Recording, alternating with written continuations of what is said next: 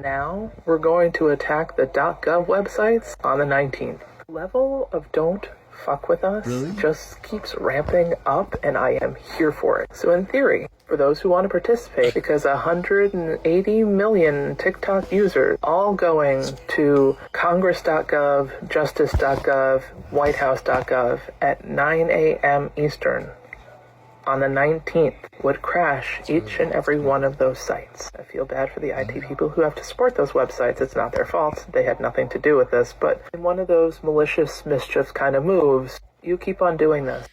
We're not going to let it go. This has started small. Zuckerberg. He didn't like competition. He's used to just either stealing whatever they're up to or buying them. And this time he couldn't. So as a petulant child, he threw money at politicians and got us to the point of talking about a ban. At the very least, fueled the racism that was already in their hearts a bit. But that wasn't quite enough. But at the same time, AIPAC, who was very upset about the not being able to pull off a genocide, was like, how do we stop these people from spreading truth? Oh, right. Check. And that's when we got, the Cory Bookers and the Jeff Jacksons with like, well, I cashed the check and I voted for the ban, but I assure you it won't happen. Thank you for waking us up to how corrupt you all fucking are. You were like our last lesson in bullshit.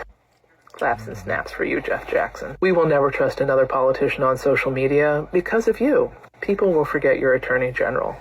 Everybody will remember that you killed politicians on social media. That still wasn't enough. Between Zuckerberg and AIPAC, that wasn't quite enough. And I mean, truthfully, pretty cheap. Like $7 million? Do you guys know you could have at least asked for a steak, dinner, surf, and turf before just handing over your votes and our rights?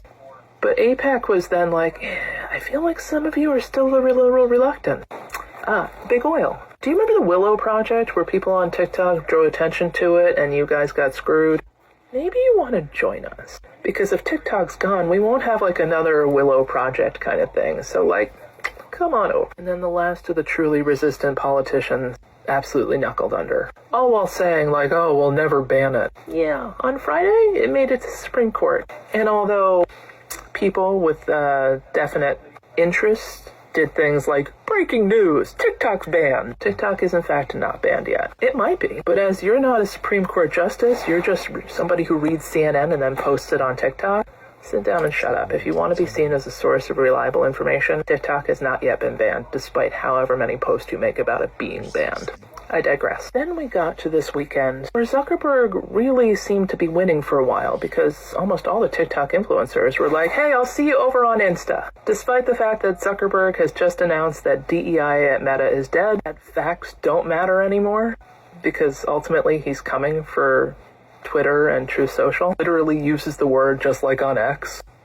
A very single white female of you, Zuck. Oh, and then as the kicker, we're going to make sure that we absolutely let people refer to women as property, LGBTQ plus as mentally ill. And all those slang words that we banned before, those are gone. Oh, and those guardrails we had to put in to protect minors, after so many of them, because of the unchecked bullying and harassment they got online, we're pulling those back too.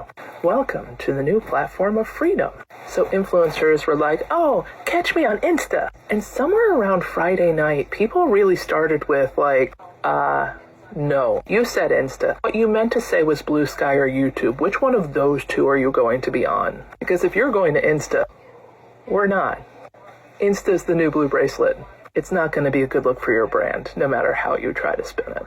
You're literally a woman trying to push other women onto a platform that has openly declared that women should be referred to as property. Do you see the problem? Rethink your stance. Quickly. Followed really quickly Saturday by a pivot to an entire generation, multi-generations of people who grew up under the Patriot Act, who got used to the idea that our data isn't ours. It is, something we technically participate in, but it is the property of the U.S. government who can pick through and judge any piece of it whenever they want, which is not how the rest of the globe operates, except for the U.S. when, our data is their data. That is weird enough. But apparently the line for us was, okay, our data is your data, but also you now get to tell us where we can and cannot put our data? Read between the lines. If you're going to try that shit and ban TikTok, we're going to download Red Nooks. and we're going to hand our data directly over to the CCP. You'll notice we've made their app the #1 in the App Store. Oh, and by the way, they're so much nicer and so much more friendly.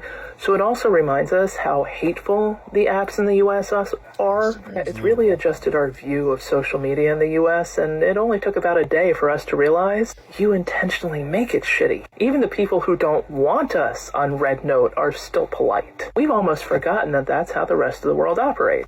And then really quickly on the tail end of that, companies started coming out with pledges that not only will users who can't leave Meta for one reason or another, like legitimately for business or to monitor family members for safety, can't get off of Meta. They commit to not using Meta for a week.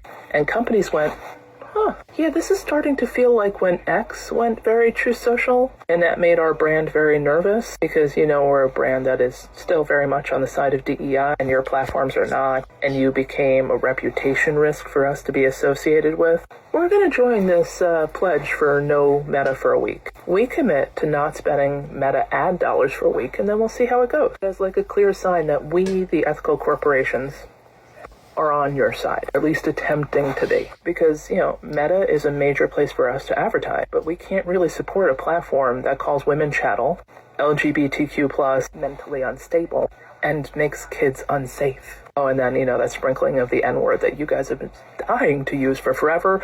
We can't really support this, so we're going to give you a 1 week no advertising dollar. Maybe you want to check, because where your actual money comes from, so think it through.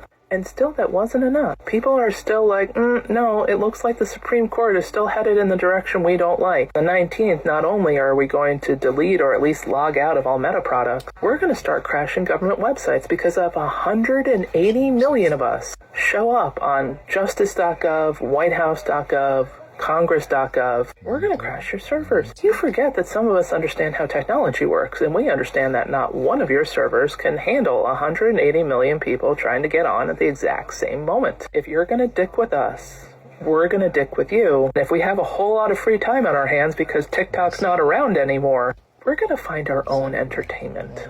And that's what happened in the past, 60 to 72 hours.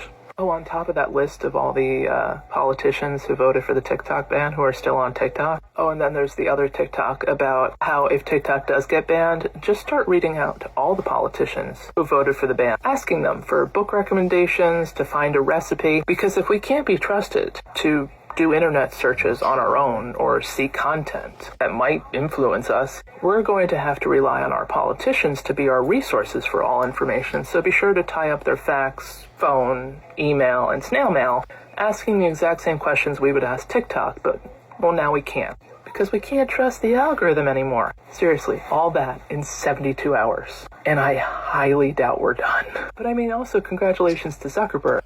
Silent Generation, Gen Beta, you united them all against you? That is not easy to do, sir. Golf clap.